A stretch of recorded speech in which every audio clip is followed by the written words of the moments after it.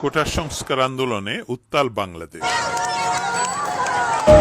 কোটা আন্দোলনের শুরু থেকেই থমথমে অবস্থা বিরাজ করছিল ঢাকা বিশ্ববিদ্যালয় সহ দেশের অন্যান্য পাবলিক বিশ্ববিদ্যালয়গুলোতে। এরপর 14 জুলাই ছিল রাষ্ট্রপতি বরাবর স্মারকলিপি প্রদানের গণপদযাত্রার দিন। দেশজুড়ে সেই শান্তিপূর্ণ পদযাত্রায় পুলিশ ছিল ধৈর্যশীল ভূমিকায়। রাষ্ট্রপতি বরাবর স্মারকলিপি দেওয়ার পর দাবি মানার জন্য 24 ঘন্টা সময় পর্যবেক্ষণের কথা বলেছিল আন্দোলনকারীরা। কিন্তু কয়েক ঘন্টা না যেতেই তৈরি হলো মুক্তিযুদ্ধের অর্জিত বাংলাদেশের জন্য এক চরম আপত্তিকর অধ্যায়।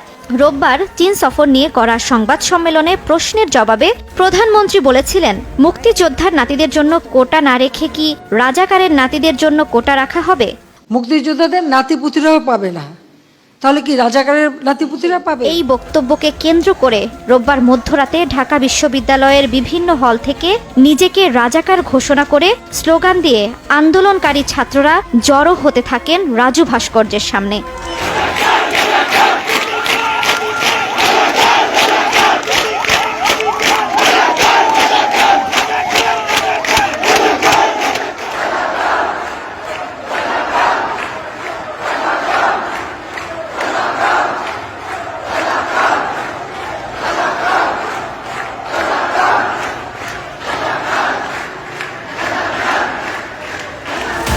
শিক্ষার্থীরা যখন রাজু ভাস্কর্য দখল নিয়ে নিজেদের স্বঘোষিত রাজাকার স্লোগান দিচ্ছেন, ছাত্রলীগ তখন অপরাজেয় বাংলা এবং ডাকসু এলাকায় মুক্তিযুদ্ধের চেতনার স্লোগান তোলে। তুমি কে, আমি কে, বাঙালি বাঙালি।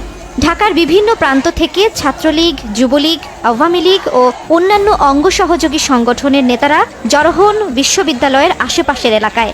যদি তারা তখন ক্যাম্পাসে ঢুকতেন কিংবা ক্যাম্পাসের ভেতরে থাকা ছাত্রলীগ রাজু ভাস্কর্যের দিকে এগিয়ে আসত, ঘটতে পারত যে কোনো অপ্রীতিকর ঘটনা।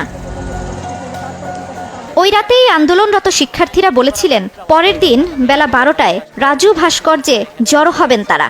আর ছাত্রলীগ জানিয়েছিল দুপুর 3টায় রাজু ভাস্কর্যে সমাবেশ করার কথা। কিন্তু দুপুর 3টা পেরিয়ে গেলেও আন্দোলনকারী শিক্ষার্থীরা রাজু ভাস্কর্য ছাড়েনি। তখন ছাত্রলীগ নেতাকর্মীরাও রাজুর দিকে না এসে ক্যাম্পাসে অবস্থান করছিল।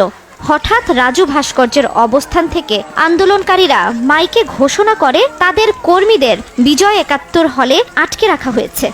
ঘোষণার সঙ্গে সঙ্গে উত্তেজিত অবস্থায় বিজয় 71 হলের দিকে এগিয়ে যায় এবং ছাত্রলীগ কর্মীদের সঙ্গে সংঘর্ষে জড়িয়ে পড়ে।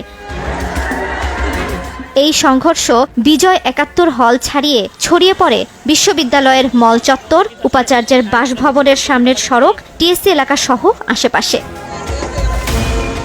এখানেই শেষ নয়, বিকেলের দিকে সংঘর্ষ ছড়িয়ে পড়ে ঢাকা মেডিকেল কলেজ হাসপাতাল এলাকায়। আহত ছাত্রলীগ শিক্ষার্থীদের ভর্তি করা হয় ঢাকা মেডিকেলে। আর হাসপাতাল চত্বর ও সামনের সড়কে অবস্থান নিয়ে বিক্ষোভ করতে থাকে আন্দোলনকারীরা। এই খবর পেয়ে আবার সেদিকে যায় ছাত্রলীগ কর্মীরা। একই সময় সংঘর্ষ ছড়িয়ে পড়ে শহীদুল্লাহ হল এলাকায়। ছাত্রদল কর্মীরা হলে ঢুকে ভাঙচুর করে ছাত্রলীগের হল শাখা সভাপতি ও সাধারণ সম্পাদকের কক্ষে। এ সময় হলের বাইরে অবস্থান নেয়া ছাত্রলীগ কর্মীরাও ছিল মারমুখী অবস্থায়। শহীদুল্লাহ হল এলাকায় সন্ধ্যার আগে আগে বেশ কয়েক রাউন্ড গুলি ও ককটেল বিস্ফোরণ হয়।